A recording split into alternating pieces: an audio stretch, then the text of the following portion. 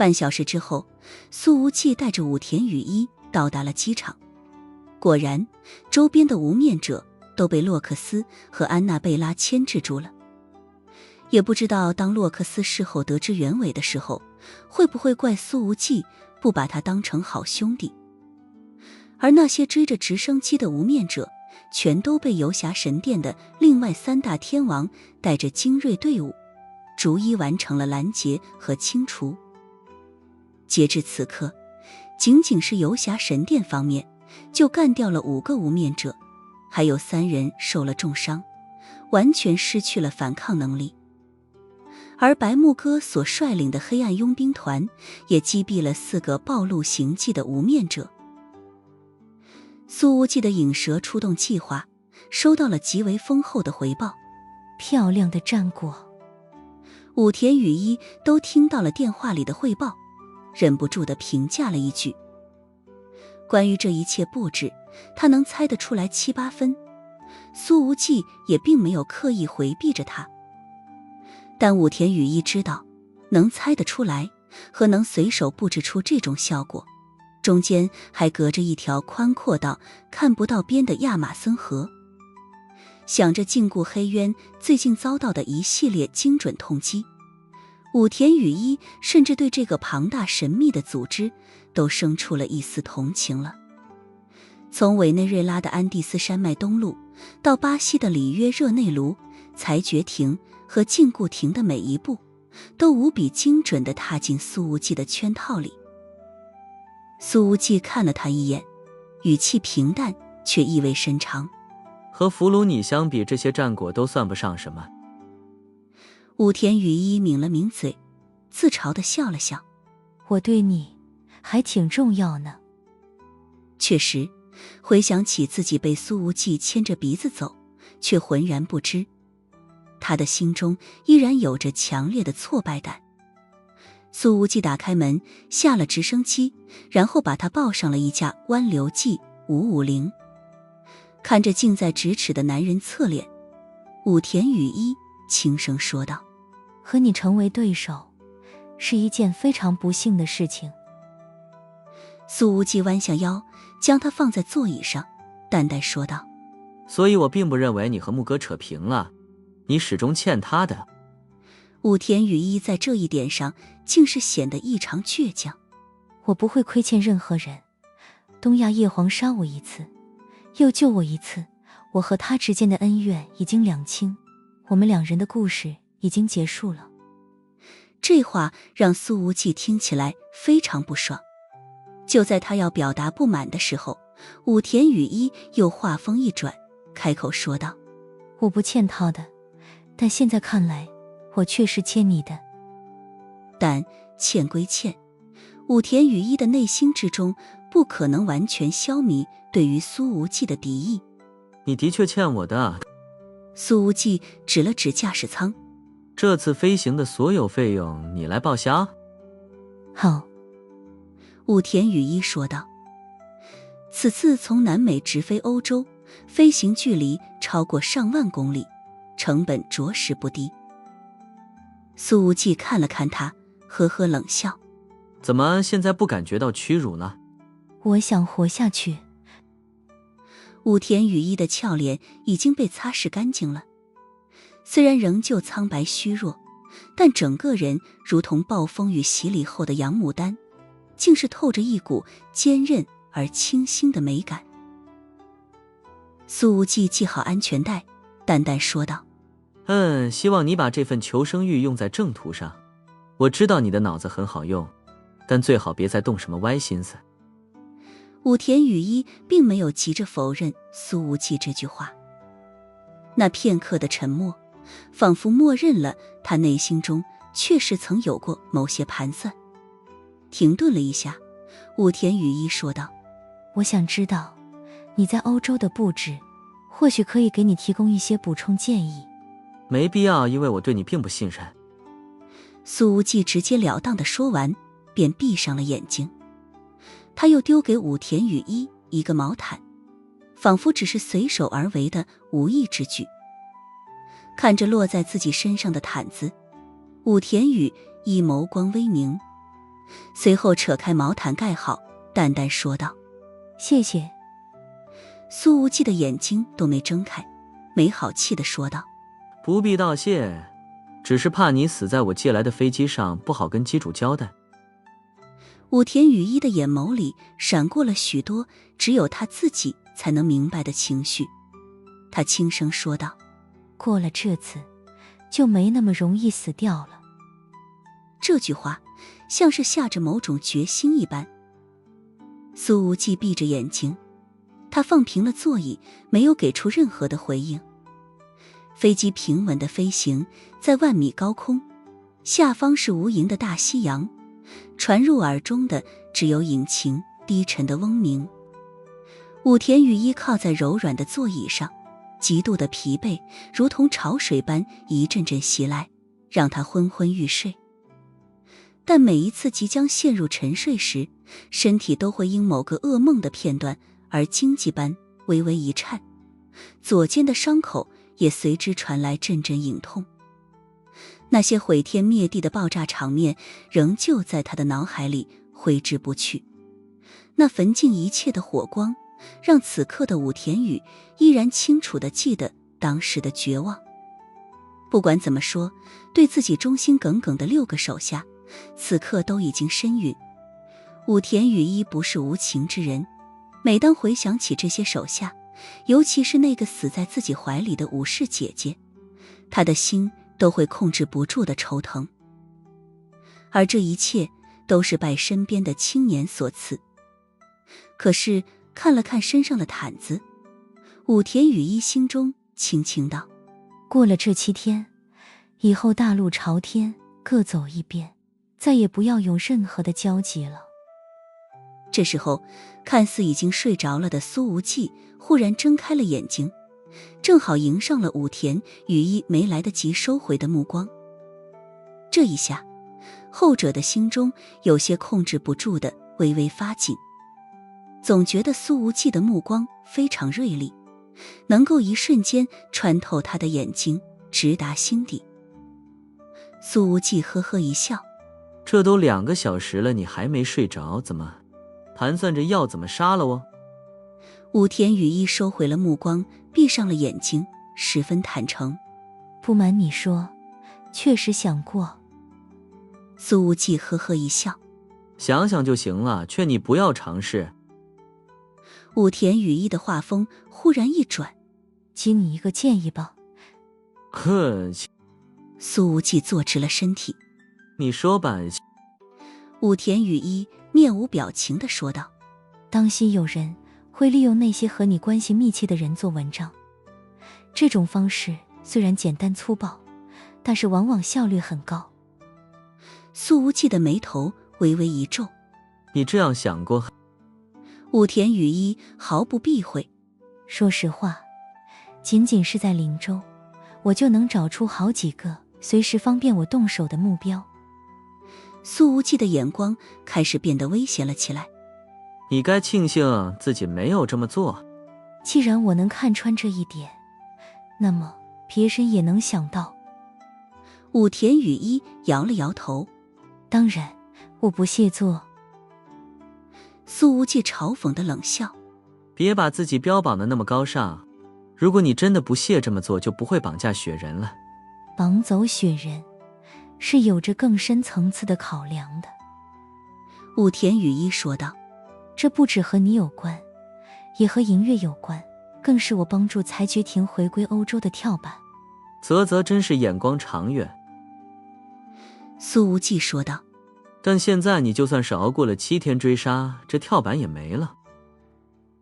武田雨衣望着舷窗外的天与海，声音淡淡：就算是没有跳板，再过10来个小时，不也要到欧洲了吗？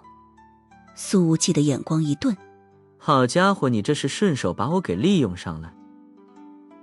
武田雨衣自嘲地笑了笑：巧合而已，毕竟我现在还得依靠你才能活过这7天。苏无忌眯着眼睛看了看他，总觉得有些看不透。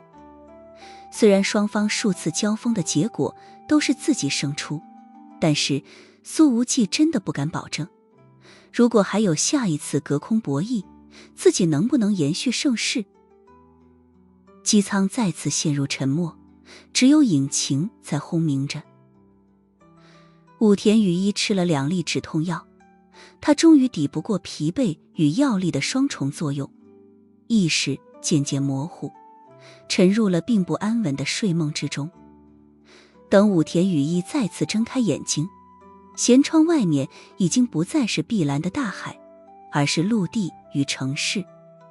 旁边响起了苏无忌的声音：睡得挺久的，一觉睡了10多个小时。武田雨衣觉得口干舌燥，而这时候他却看到苏无忌按了按铃，空姐立刻走了过来，送来了温水。谢谢。武田雨衣道了一声谢，这一声谢也不知道是对空姐还是对苏无忌。他喝光了2杯水，随后说道：我想去卫生间。苏无忌对空姐说道：辛苦你扶他去。想让自己扶，门儿都没有。你又不是那个漂亮到不像话的伊莲娜。武田雨衣艰难地撑着身子站起，在空姐的搀扶之下挪到了卫生间。仅仅是如此简单的动作，已经让他的额头上冒出了虚汗。等他从卫生间回来，那件病号服的上半身都要因汗水而紧紧贴在身体表面了。不得不说，这武田雨衣的身段确实极好，而由于此刻的虚弱感，显得更为柔美。苏无忌对空姐说道：我看你们的身材差不多，还得麻烦你们找一身暂时不穿的衣服给他换一下，卖给他1件也行。顿了顿，苏无忌补充了一句：让他花10倍价格买。武田雨衣抿了抿嘴：好。虽然这听起来似乎有些无奈的寄人篱下之感，但这家伙终究还是为了自己在考虑。表面上大大咧咧，实则粗中有细。不，他一点也不粗。通过和苏无忌的一系列交手，武田雨衣确定自己再也找不到比他更细的男人了。又过了几个小时，等飞机落了地，穿上了空姐那身长款羽绒服的武田雨衣便被苏无忌抱了下来。此时2个男人已经等在了舷梯下面了，他们的双手垂在身侧，微微低着头，表面上来看是怀着谦恭的态度在等待着。可仔细一看，这2人都是梗着脖子的，似乎内心之中还藏着些许的不服气。麦耶斯阿图罗，欢迎暗影天王殿下回到欧洲。2人齐声说道。然而看到了他们，武田雨衣的表情顿时凝固了。下面2人抬头看到了那个被华夏青年抱在怀里的女人，眼珠子差点没掉出来。武田雨衣没想到，这2个迎接自己和苏无忌的中年男人，竟然是第5禁卫阿图罗和第6禁卫麦耶斯。麦耶斯和阿图罗也没想到，自己居然等来的是凶羽，还是被暗影天王横抱在怀里的，看起来娇柔虚弱的凶羽。这是怎么回事？2人面面相觑，感觉自己的大脑完全处理不了眼前的景象。武田雨衣的思绪也是一片混乱。他本以为这2大禁卫都死了，却没想到不仅还活着，甚至还来接机了。然而下一秒，苏无忌就干脆利落地把他抛出去了。你们接着，我抱累了。苏无忌说道。他语气平淡，仿佛丢出的不是一个人，而是一件行李。那2大禁卫下意识的同时伸出手，一个拖住了武田雨衣的后背，另一个接住了腿弯。不过他穿的是空姐的极细长款羽绒服，厚实的面料隔绝了直接的肢体接触，多少避免了一些尴尬。看着苏无忌就这么把自己华丽丽地扔出来，武田雨衣抿了抿嘴，伤口被扯了一下，疼痛让他皱了皱眉，但这个姑娘仍旧维持着表面的平静，随后轻声说道：没想到我们会以这种方式再见面。麦耶斯和阿图罗现在都还不知道南美发生了什么，毕竟在他们的印象里，凶宇和苏无忌算得上是生死之敌了，这怎么又出现在了对方的怀里了？武田雨衣言简意赅地说道：我的失误造成了裁决庭和禁锢庭的严重损失，现在正被无面者追杀。缄默庭的无面者。这两大禁卫对视了一眼，立刻理清了原委。不过他们忽然想到，以现在自己背叛了黑渊的立场，大概会招来更高级别的无面者。苏无忌显然已经看穿了他们的想法，呵呵一笑：心里有数就行，走吧，先去吃点东西。麦耶斯艰难地挤出了一丝笑容，尽力让自己的语气显得恭敬一些。暗影天王大人都安排好了。这种毕恭毕敬真他妈的难受啊，心里简直憋屈死了。然而有罗马养老院里那几尊至高大神镇着，自己和阿图罗如果不及早改变立场，怕是现在已经彻底没命了，连接机的份儿都没有了。这里是斯洛伐克的首都布拉迪斯拉发，与里约热内卢那股奔放热烈的拉丁风情截然不同，这座中欧城市展现出另一种沉静的气质。多瑙河穿城而过，老城区的广场带着浓重的历史感。虽然是白天，街上行人却不算多，路过的人皆是步履匆匆。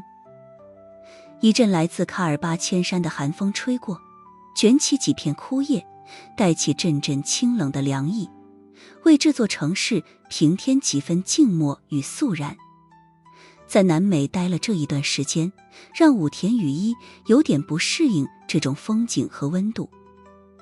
阿图罗将武田雨衣小心地放在了车子的左后座，麦耶斯坐在驾驶位上，苏无忌则是坐在右后座上。一车4个人，3个都是黑渊的俘虏。此时这3人都不讲话，但是彼此的心中必然都很唏嘘。其实这时候如果2大禁卫同时对苏无忌发难的话，后者怕是难以抵挡，但显然他们现在绝对不会这么做了。武田雨衣静静地看着窗外掠过的街景，不知道在想些什么。苏无忌看了看他的侧脸，淡淡说道：想问什么就问吧。武田雨衣说道：你提前让2大禁卫等在这里，就是为了让他们去对付更高级别的无面者，是不是？苏无忌：我一直认为你的脑子很好用的，这么愚蠢的问题似乎不该从你的嘴巴里讲出来。武田雨衣轻轻摇了摇头：现在缄默庭还不知道阿图罗和麦耶斯已经背叛了黑渊，所以追来欧洲的无面者一定会被他们打个措手不及的。顿了顿，他转头看向了苏无忌：你的脑子真是让人佩服。这个华夏青年在南美扎了一个如此惊人的口袋，把2大庭和无面者们打得对手不及。然而等到无面者来到欧洲之后，又会发现还有一个更大的口袋在等待着他们。而且武田雨衣坚信，苏无忌布置在这里的力量绝对不止这2个禁卫。这布局何止是让人佩服，简直是让人心惊。苏无忌呵呵一笑：但我并不在意你是不是佩服我，严格说来，你恨我还是爱上我，对我来说都没有任何的区别。爱上你，你可真会开玩笑。武田雨衣转回了头，眼光低垂，他想起了死在怀里的武士姐姐，想起了那为了自己而被炸死的5个忍者，眼睛里的悲伤与恨意一闪而逝。他凝视着自己交叠的手指，轻声道：你在我面前展现了那么多布局的方式，不怕我把你的套路彻底摸透吗？苏无忌冷笑着说道。武田雨衣，我所做的这一切都是为了牧哥的心意，当然也是基于你是个人的前提下的。第五禁卫阿图罗似乎是听明白了武田雨衣的潜台词，终于开口，嗓音低沉而带着一丝劝诫道：兄宇即便熬过7天回到了黑渊，你也不要再与暗岭天王为敌了。他平时少言寡语，但只要开口，所说的都是皆是经过深思的实话。阿图罗，原你也这么说？武田雨衣轻声回应了一句。他将目光重新投向窗外，布拉迪斯拉发城堡的轮廓在远处山丘上显现，在灰蒙蒙的冬日天空下，这城堡的坚毅外形线条显得格外寂寥。车内陷入短暂的沉默，只有引擎平稳的运行声和窗外呼啸的风声。阿图罗的话像一块沉重的石头，投入武田雨衣那本就暗流涌动的心湖。麦耶斯从车内后视镜里观察了一下武田雨衣的状态，随后轻轻叹了一声，说道：兄宇，阿图罗也是为了你好，你不知道我们这几天的经历。武田雨衣依旧望着窗外。大才绝长一定会为你们的选择而失望。苏无忌呵呵一笑。也知道个屁。阿图罗又语不惊人死不休地说了一句：大才绝长来了，说不定结果也是一样。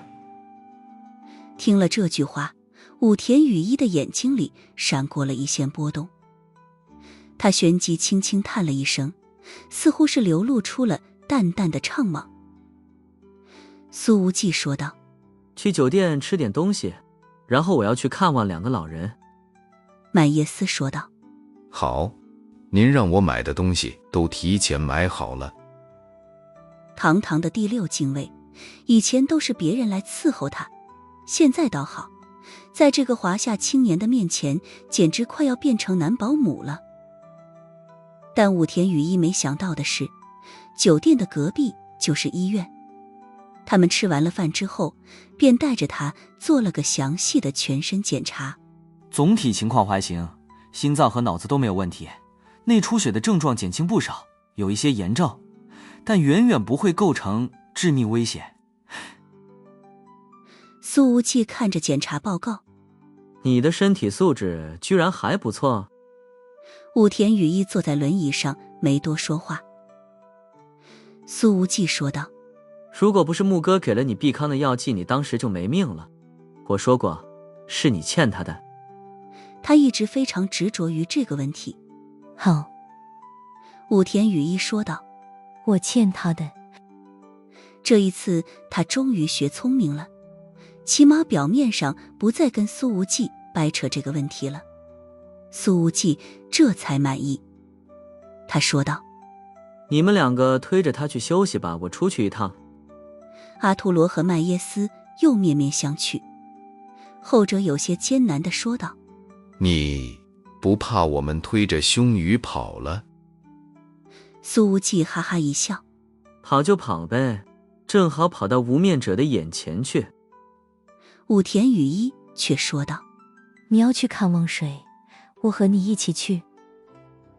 苏无忌看了看他虚弱的样子：我如果是你，就找个地方好好休息，恢复体力。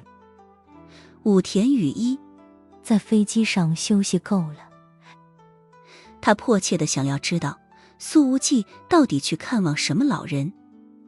而麦耶斯和阿图罗又对视了一眼，说道：我和阿图罗也去吧。这一段时间，他们见识过太多厉害的老人了，因此他们皆是本能地以为，此刻苏无忌要去探望的，也是某个曾经在黑暗世界的历史上留下过辉煌名字的大人物。苏无忌把地址发给了麦耶斯，对他说道：行吧，你来开车。武田雨衣忽然说道：能帮我买几份近期的报纸吗？苏无忌没拦着，示意阿图罗去把最近的报纸全部买来。他知道武田雨衣在近距离地观察自己，想要摸清楚他的套路。可是苏无忌何尝不是在观察着这个难缠的对手。车子开了1个多小时，来到了相邻的特尔纳瓦。在这一路上，武田雨衣始终在翻看着报纸，一言不发。这厚厚一沓报纸里有英文的，也有斯洛伐克语的。武田雨衣可不认得这种文字，只能向麦耶斯借来了手机，用翻译软件逐句查看。怎么看到什么有价值的东西了吗？苏无忌眼看目的地快到了，于是问道：大部分都是平平无奇的市井生活，没有波澜。武田雨衣说道：唯一有点特殊的是，在1周之前，4名退休警员被杀死在家中，其中1个警长还被割掉了脑袋，挂在了警局门口的柱子上。斯洛伐克整体治安情况很好，犯罪率在欧洲都算得上很低的了。凶手如此嚣张猖狂，无异于对警方的直接挑衅。几乎所有的警力都开始投入到这起恶性案件的侦破之中了。苏无忌看了武田雨衣一眼，说道：或许只是恶有恶报罢了。武田雨衣罕见地对苏无忌的观点表示了赞同。你说的没错。苏无忌扭头看着他。呵，武田雨衣指了指另一张报纸的八卦板块，说道：真相应该和37年前的一桩拐卖案有关。武田雨衣此时手里拿着2份报纸，一份是版面严肃的《布拉迪斯拉发日报》，另一份则是以惊人标题博人眼球的中欧真实故事。显然，后者属于典型的地摊文学，里面的内容几乎没有真的，内容多基于臆测和虚构，却因其猎奇性，在整个斯洛伐克拥有不小的销量。苏无忌拿过了那张报纸，目光扫过八卦版面上的标题，抬眼看向武田雨衣，问道：这是你的结论来源？那报纸的八卦版面上写着一位想象力丰富的编辑的推断。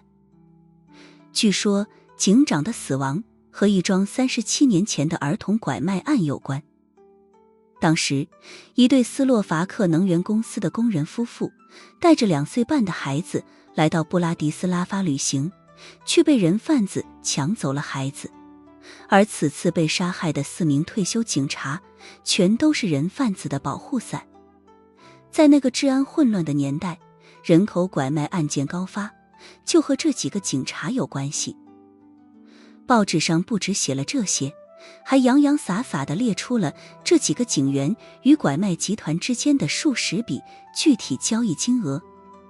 但是毕竟是30多年前的东西了，真伪已经不可分辨。再加上这个报纸一贯以各种瞎掰出名，因此大部分人只是看过之后便忘了，但警局倒是很重视，已经开始重启当年的拐卖案调查了。可是时隔太久，线索太少，想要查出真相简直千难万难。武田雨衣迎上苏无忌的目光，语气平淡：是的，而且你应该早就知道答案了。苏无忌闻言，嘴角勾起一抹玩味的弧度，似乎被提起了兴致。他侧过身，看着身边的老仇人，好整以暇地问道：告诉我你的推断过程。没有推断，都是猜测。武田雨衣避重就轻地说道：而我的猜测不能作为任何的证据。他显然是有推断的，只是看起来不太想说。你这样就没意思了。苏无忌摇了摇头：不真实不坦诚。武田雨衣道：因为你本来就知道真相，我是如何猜测的并不重要。况且……停顿了一下，他的眸光微垂，又想起了那毁天灭地的轰炸场景，补充道：想让我对你坦诚，几乎不太可能。正在开车的麦耶斯插了一句嘴：你们俩在说什么？我怎么完全听不懂呢？武田雨衣没对麦耶斯解释，而是问向苏无忌：雪人此刻在哪里？苏无忌说道：以他的身体状态，当然还在南美休养的。武田雨衣若有所思：那么我想，银月的新任指挥官现在应该也在南美。苏无忌淡淡说道：我不知道，也不关心。他倒是真的没撒谎。至于那位新任的未央会不会和前任指挥官雪人取得联系，就是银月的内部事宜了。麦耶斯又带着些许困惑插嘴了：这怎么还扯到银月身上了？你们俩的聊天能不能不要这么跳跃？苏无忌说道：如果说禁卫都像是麦耶斯这么没脑子，那么裁决庭的确离不开凶狱。武田雨衣没有再开口，只是静静地将目光投向窗外，前方就是肖雅克小镇。在多年以前，斯洛伐克能源公司还处于公有化的时候，肖雅克小镇也是繁荣过一段时间。这里建有职工住房、医院以及子弟学校。只是在后来，当斯洛伐克的国家路线变更之后，能源公司也完成了私有化。肖雅克小镇的上万名职工陆陆续续都搬出去了。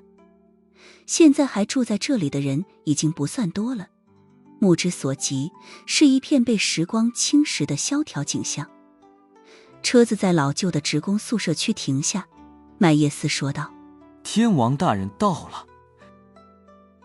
苏无忌看了看艾斯戴尔发来的地址，和周围比对了一下，说道：好，把东西都搬下来。麦耶斯下车，打开了后备箱，里面已经装着满满的食品以及一些冬天的衣物。苏无忌看向武田雨衣，说道：你如果不能走，就让阿图罗抱着你。我能走。武田雨衣撑着身子挪下了车，动作缓慢艰难，额头上已经迅速冒出虚汗。苏无忌没好气地说道：阿图罗把轮椅拿下来，你来推着这个自不量力的女生。好。阿图罗取下轮椅，推着武田雨衣来到了职工宿舍楼旁。这栋4层楼房恐怕已有超过半个世纪的历史，外墙斑驳剥落，多数窗户玻璃破碎，只有少数几户还挂着窗帘，勉强透露出一丝人烟气息。苏无忌走到了1楼拐角的房间，武田雨衣跟在后面，表情沉静，目光始终锁定在前方青年的身上，心中思绪翻涌，难以捉摸。门口坐着2个老人，已是白发苍苍，满脸镌刻着岁月的沟壑。麦耶斯来回跑了几趟，把所有的食物和衣服全放了下来。那2个老人一见到苏无忌来了，便颤巍巍地站了起来。其中那位老妇人走到了苏无忌的面前，从怀中掏出了一张照片，确认了一下他的长相，眼眶瞬间就红了。他用粗糙的手紧紧握住苏无忌的手，声音哽咽着，用带着浓重斯洛伐克口音的英语反复说着：谢谢，谢谢你总是派人来照顾我们，愿上帝保佑你。这话落在苏无忌的耳中，让他着实有些惭愧。其实他也是近期才知道这一对老夫妇和加列戈斯的事情。在银月击垮了一个欧洲贩卖组织，让这起尘封了37年的案件重新暴露在阳光下之后，他们始终都是以苏无忌的名义在照顾着这对老夫妇。事情是银月做的，而功劳和人情全部算到了苏无忌的头上。这一对夫妇分别叫特瓦萨和卡特琳娜。苏无忌握着他们的手说道：亲爱的卡特琳娜，不用感谢我，都是佩卡里克托我照顾你们的。是的，猩红神殿第一神位的真正名字叫佩卡里克内德。这个名字一出，本来正在给苏无忌倒水的特瓦萨浑身一颤，手中的玻璃杯一下子摔在了地上。这个他们思念了37年的名字，如同惊雷在他们的耳边炸响。佩卡里克。老妇人念着这个名字，眼泪失控地落了下来。我们的孩子，他真的还活着吗？苏无忌重重点头。他还活着。37年日日夜夜的期待，终于得到了肯定的答案。以前迎月来照顾这一对老人的时候，从未提及过加列戈斯的现状。卡特琳娜双腿发软，全靠握着苏无忌的手支撑着自己。特瓦萨的双手捂着脸，老泪纵横，踉跄上前。他和老伴抱着哭了好几分钟之后，才抹了抹眼泪，看着面前青年的脸，说道：我的佩卡里克他过得好吗？武田雨衣看着此景，眼眶微微有些发红，不知道是不是想起了死在苏无忌手里的父亲以及早逝的母亲。随后他的目光落在了苏无忌的身上，想要听听他怎么回答。苏无忌深吸了一口气，他的目光掠过两位老人饱经风霜的脸，略一沉吟，选择只说出部分真相。佩卡里克后来在美洲长大，而且变得非常强大，强大到足以跨越重洋，为你们讨回迟到了37年的公道。此刻他的声音低沉却清晰，完全消弭了周围的寒意。谢谢你，孩子。两个老人老泪纵横，泪水里多了些许的释然与欣慰。只是在欣慰之后，那眼睛里的想念与担忧已然汹涌而出。特瓦萨好一会儿才勉强平复情绪，用袖子胡乱擦着脸上的泪痕，声音沙哑地问道：为什么他不回来看看我们？苏无忌压下心中的万千思绪，说道：佩卡里克他选择用自己的方式结束这场37年的噩梦，他让我转告你们，请一定照顾好自己。你们的儿子他在以他的方式守护着你们。武田雨衣静静地坐在轮椅上，听着这些对话，脑海中迅速将苏无忌此刻的言语、八卦报纸上的臆测，以及自己所了解的某些传闻拼接起来。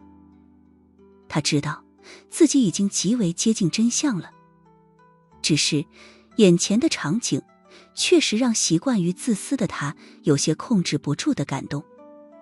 抬手抹了抹眼角的泪，武田雨衣发现自己这个时候忽然不想思考了，只想沉浸在眼前的场景里。那种血脉相连的亲情是自己从父亲和其他家人的身上极少感受到的，他竟是本能的有些羡慕。看到苏无忌进去帮两个老人收拾房间，武田雨一转头对阿图罗说道：推我出去吧，吹吹风。好。阿图罗把武田雨衣推到那废弃的学校门口，后者望着长满了枯黄杂草的操场，沉默了许久许久。过了2个小时，太阳渐渐落下，苏无忌这才和两位老人告别，走了过来。在这里吹了那么久没冻成冰棍啊？他问道。武田雨衣说道：不冷的。他一直认为自己的心没什么温度，但却觉得之前的那些场面让他的内心暖了许久。你买的报纸我都读给两个老两口听了。苏无忌说道。武田雨衣有些意外，扭头看了他一眼，随后自嘲地笑了笑。这让我觉得现在的我还不完全是个废物。阿图罗见状，走到了一边，正要把空间留给苏无忌。然而这个时候他和麦耶斯的身形同时一顿，两人的脸上涌出了警惕之意，目光齐齐射向了某个方向。在他们的目光交汇处，一个身穿猩红色战斗服的男人正静静地站在远处。他的身材高大，戴着黑色的下半边面具，遮住了口鼻，但是眉眼却暴露在外。即便隔着老远，也能借着夕阳的余晖看到，此人的那一双眼睛竟是异瞳，一只呈现出蓝色，一只则是黄色，看起来说不出的诡异。猩红神殿第一神位，加列戈斯。武田雨衣轻声说道：原来如此。此刻，当那个高大而沉默的身影出现在视野尽头之时，仿佛有一道微光划破迷雾，他脑海中所有零碎的线索与猜测瞬间被串联起来，构成了完整而清晰的答案。苏无忌望着那个身影说道：他本该留在斯洛伐克，拥有平凡而幸福的童年，过着和大部分孩子一样的生活。这一刻，他似乎完全不在意双方敌对的立场，言语间明显带着唏嘘。每个人的人生都是有缺憾的，只是程度不同罢了。武田雨衣顿了顿，话锋一转，由衷地说道：但银月真的了不起。说这句话的时候，他的眼眸间充满了认真与郑重。这还像句人话。苏无忌说着，朝着远处的加列戈斯挥了挥手。这位第一猩红神卫站在原地沉默着，如同凝固的雕塑。5分钟之后，他似乎结束了思考，才迈步朝着这边走过来了。只是他走得很慢，脚步甚至有些沉重。走到了距离苏无忌5米的位置，加列戈斯才停住了脚步。以双方的实力而言，这算是个眨眼即到的距离了，生死只在瞬息之间。现场沉默了2分钟。武田雨衣看着这2个面对面的死敌，本能地觉得有些恍惚，好像距离这2人在南历的那场激战并没有过去太久，此刻自己却已经有种恍如隔世的感觉，似乎一切都改变了，不管是世界还是人生，自己所熟悉的一切都陌生的让人认不出来了。苏无忌率先打破了沉默，说道：既然来了，就去见一见吧。加列戈斯缓缓地摇了摇头，但是他摇头的同时，却不由自主地抬眼看向了200米之外的那一片职工宿舍区。那一双异瞳里明显翻涌着万千复杂难言的情绪，也不知是近乡情怯的紧张，还是深入骨髓的思念，亦或是一种近乎绝望的悲伤与绝望。我有些理解银月了。加列戈斯终于开口，声音沙哑的像是被砂纸打磨过，说道：谢谢你们为他们所做的一切。在武田雨衣听来，加列戈斯口中的他们应该不只是那2个住在职工宿舍区的老2口，还有千千万万与父母失散的孩子们。苏无忌再次提醒道：他们已经很老了。这句话的每一个字都如同重锤，重重敲在加列戈斯的心上。加列戈斯摇了摇头，眼中的情绪剧烈涌动，声音之中却是无悲无喜。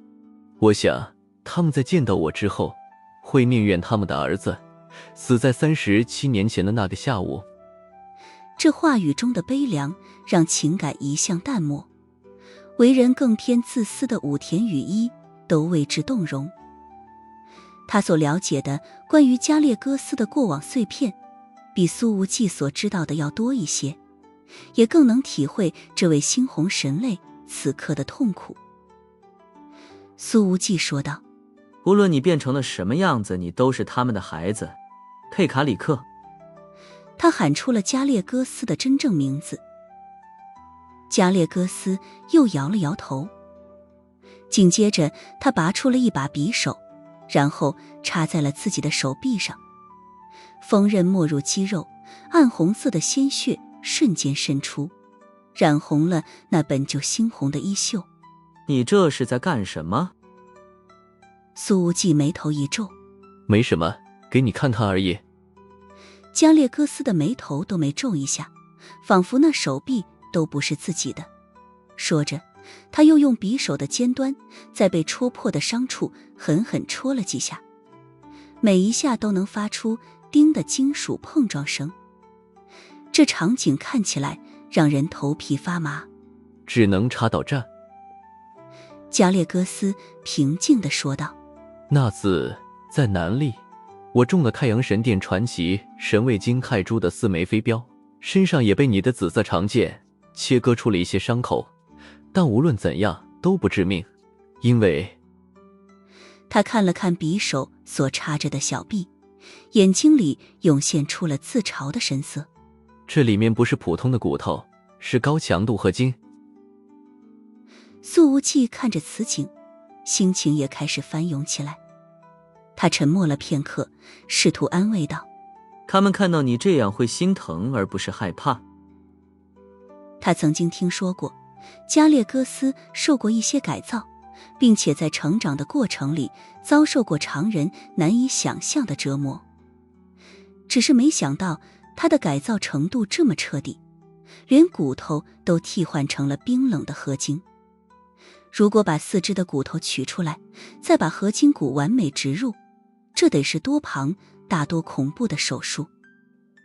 不，这不是手术，这根本就是一项将人体重新锻造的恐怖工程。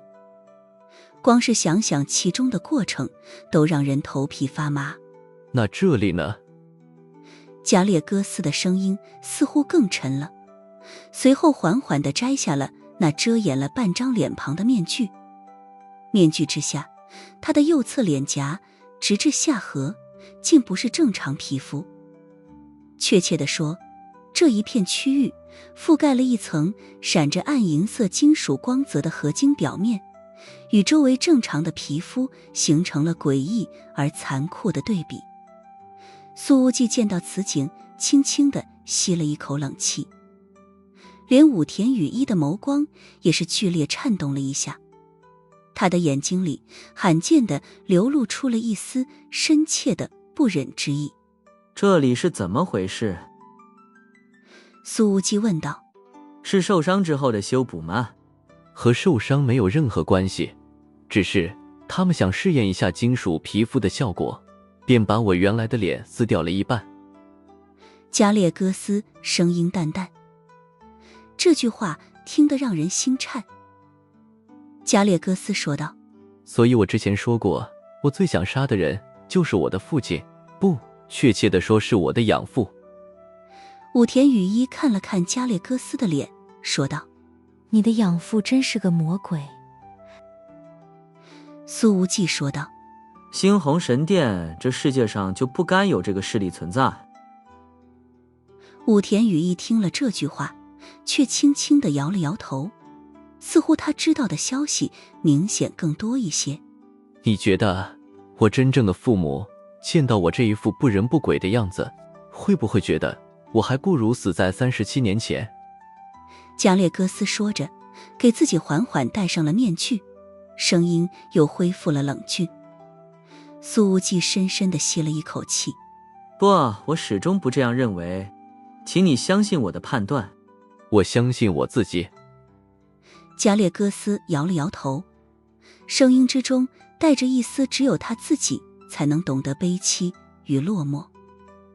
武田雨衣望着他，语气平静，主动开口说道：我赞成影子的想法，既然已经来到了这，你就应该去试一试。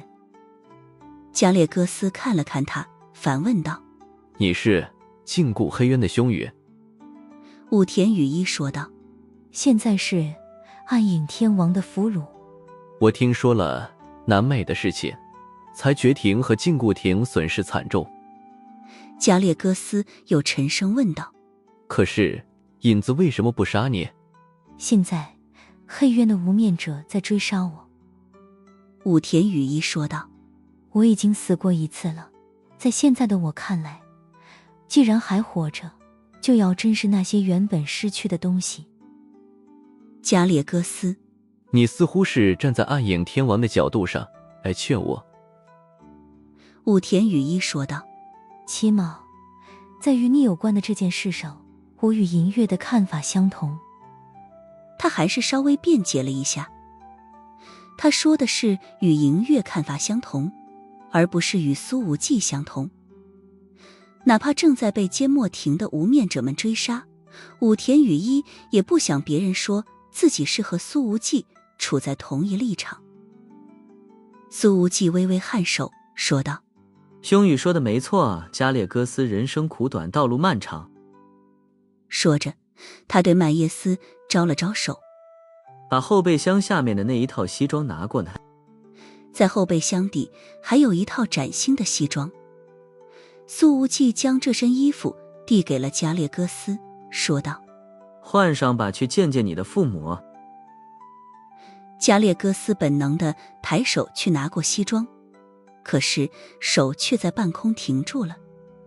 强烈的纠结之色又开始在他的眼睛里浮现。武田雨衣没想到苏无忌居然能准备这些，这一系列组合拳打下来，这位猩红神殿的第一神位几乎不可能站在他的对立面了。既然来了，就把你身上的那身衣服换下来。苏无忌说道：这猩红的颜色啊，让人不舒服。加列戈斯的手在空中悬停半分钟，才终于下定了决心，抓住了那一套西装。是啊，来都来了，他真的很想近距离地看看他们，抱抱他们。加列戈斯沉默着，缓缓解开了猩红色的战斗服，露出了里面的黑色的紧身衣。武田雨衣知道，随着这身衣服被解开，加列戈斯那用于自我保护的外壳无疑相当于被击碎了一层。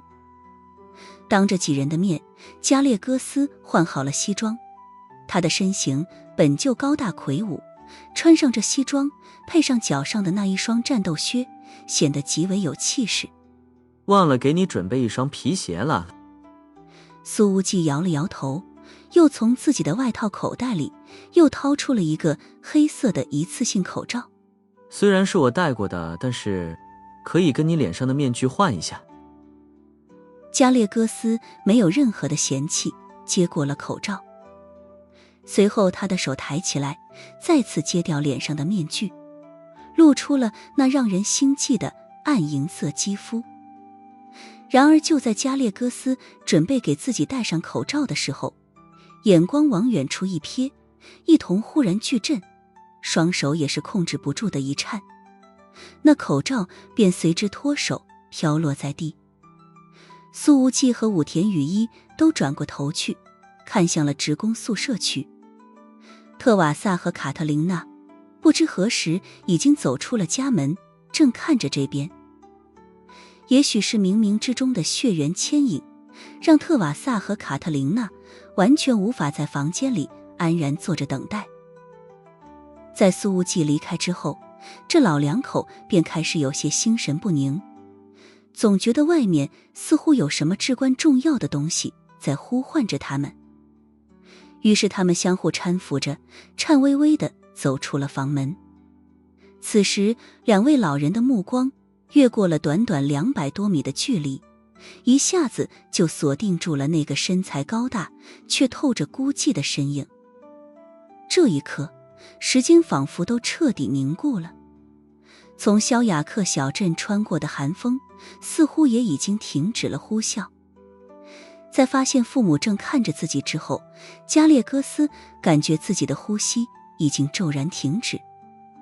苏无忌甚至清晰地从他那一双标志性的一瞳里捕捉到了极为明显的慌乱和无措之意。这位面对敌人心狠手辣，喜欢用长刀直接洞穿敌人心脏的第一神位，此刻的第一反应却说想要直接逃跑。可是他的双脚却如同灌了铅，整个人像是被施了定身法，被定在原地动弹不得。两位老人颤颤巍巍地朝着这边走过来。起初他们是脚步蹒跚，可随着距离拉近，他们的步伐越来越快，最后几乎是小跑了起来。而强大的加列戈斯此刻似乎惊慌到了极点，像是一个做错了事的孩子。他甚至没有勇气抬起眼睛去和那两个老人完成对视。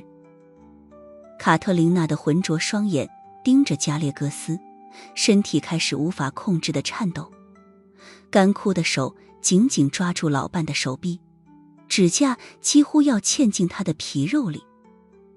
他没有呼唤，只是张着嘴发出无声的哽咽。这千万中无一的一童，无疑就是他们的孩子，无需任何言语。这一双在他们梦里哭了37年的眼睛，已经是最好的证明。泪水如同断了线的珠子，滚过卡特琳娜那布满了时间痕迹的脸庞。似乎是为了看得更清楚一些，特瓦萨老人挺直了那佝偻了数十年的脊背，他看到了面前中年男人脸上那冰冷的金属光泽，看到了他手臂上正在缓缓渗血的伤口。没有加列戈斯预想中的惊恐，也没有半点的排斥。如苏无忌所说，这两位老人的眼里只有满溢出来的几乎要将人淹没的心疼。佩卡里克，我的孩子。特瓦萨轻声说道。这一声苍老而嘶哑的呼唤，穿越了37年的漫长光阴，像一颗温柔的子弹，瞬间击碎了加列戈斯用沉默和冷酷筑起的所有高墙。加列戈斯身体猛地一颤，下意识地想后退，想重新戴上面具，想再次躲进阴影里。但他依然没能动弹。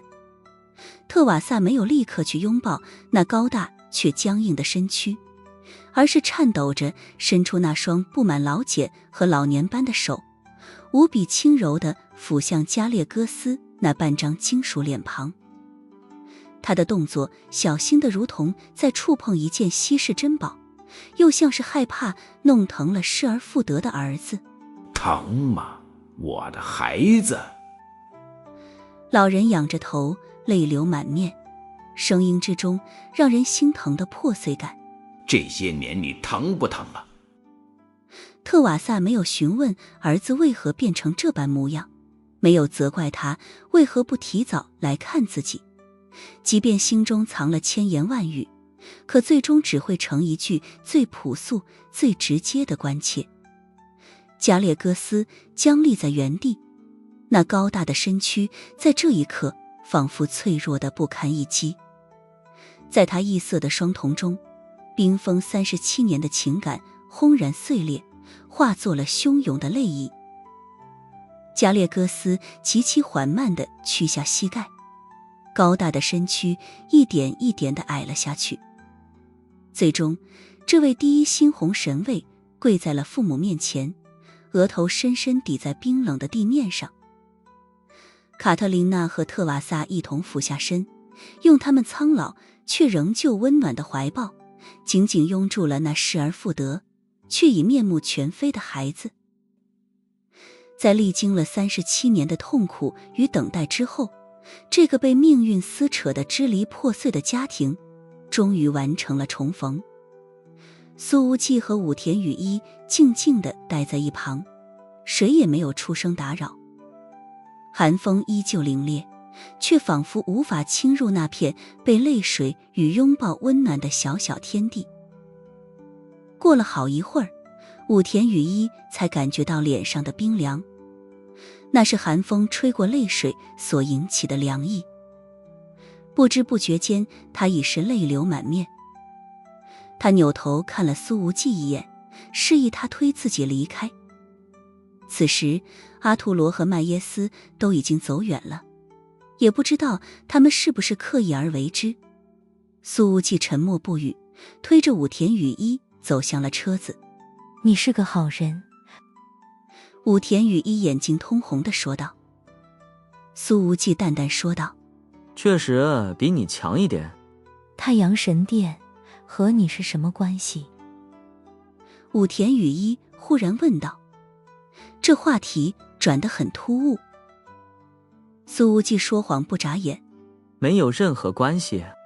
那为什么加列戈斯说他遭到了太阳神殿传奇神卫金泰珠和你的联手追杀？武田雨衣眼睛里的光芒闪烁不定。苏无忌面无表情，呵呵，只不过是碰巧遇到了而已，这有什么问题吗？没什么，挺好的。武田雨衣的眼帘微垂，眼底的金光清敛。到了车边，他撑着身子靠自己离开了轮椅，挪上了车。只是这一次武田雨衣的上车动作虽然缓慢，但却并不像之前那般艰难。苏无忌在背后看着他，问道，恢复冷静。只是因为刚刚的温暖场面，让我现在多了一些力量。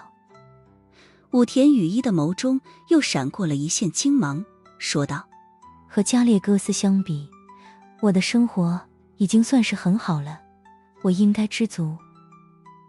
苏无忌呵呵一笑，这话还真不像从你嘴里说出来的。车子开动之后，武田雨衣忽然开口，没想到沉寂那么久的太阳神殿依然是黑暗世界之王。这句话一出，苏无忌淡淡回应，你这没头没尾的突然冒出这么一句话想干嘛？只是一句感慨而已。武田雨衣转而问向那两个禁卫，那耶斯，对于我刚刚的那句话，你认同吗？麦耶斯欲言又止，这怎么说呢？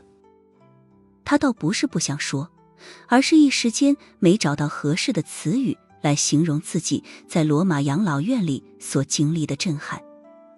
武田雨衣转向了阿图罗，阿图罗，你从不说谎，我想听听你的意见。我非常认同。阿图罗直截了当地说道，兄宇，你也是时候给自己找一个新的出路了。武田雨衣闻言轻轻摇了摇头，随后一下子笑了。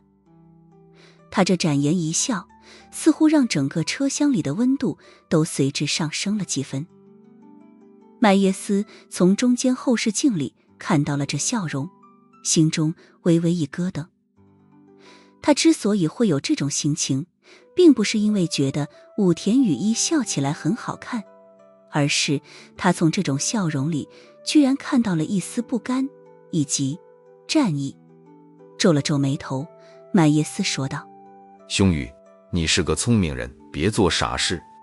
如果我是个聪明人的话，会立刻臣服于太阳神殿少主，最好再装柔弱装娇媚，用美色来勾引他。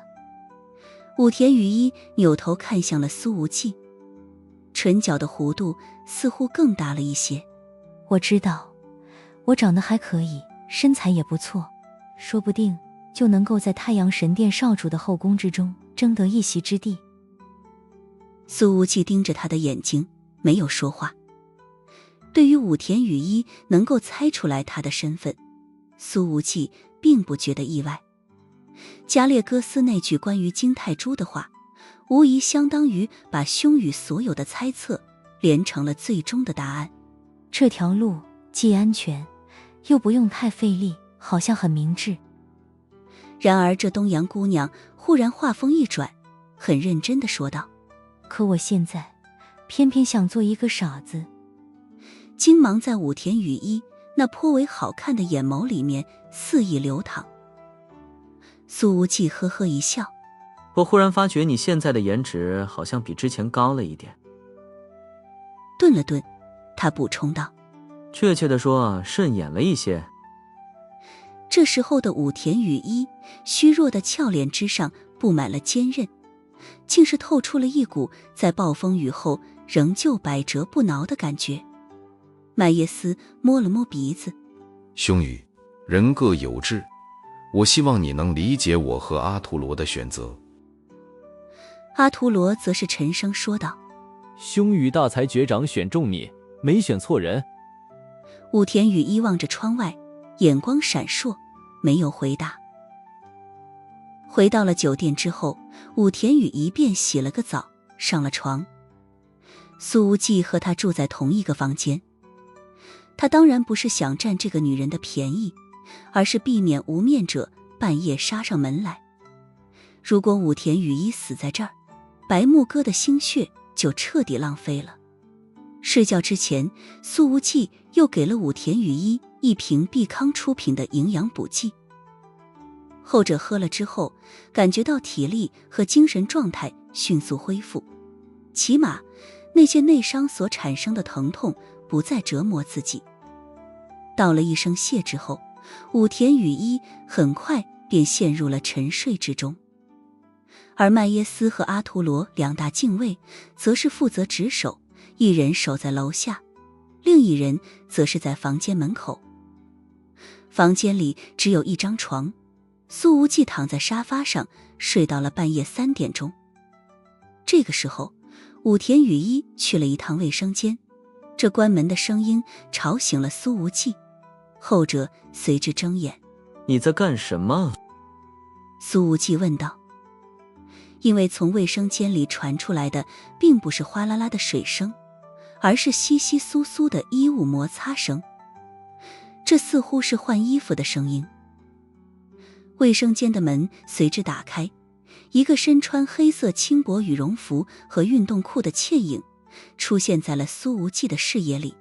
你可以起来换衣服了。武田雨衣说道。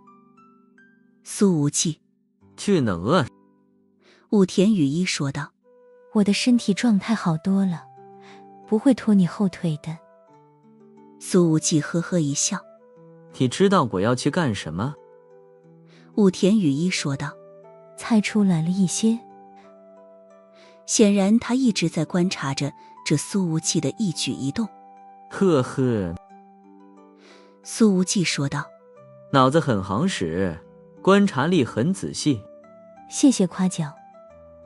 武田雨衣随后走回了洗手池旁，弯腰洗脸。即便是羽绒服和运动裤，也遮不住那柔美的身段。武田雨衣虽然看起来外表柔弱，可从这弯腰姿势所展现出的线条就能看出来。苏无忌伸了个懒腰。不着急，等我先办件事，提提神。说着，他走到了武田雨衣的身后，停住了脚步，感受到了苏无忌似乎快要贴住自己了。武田雨衣洗脸的动作随之停止，但并没有立刻直起腰来。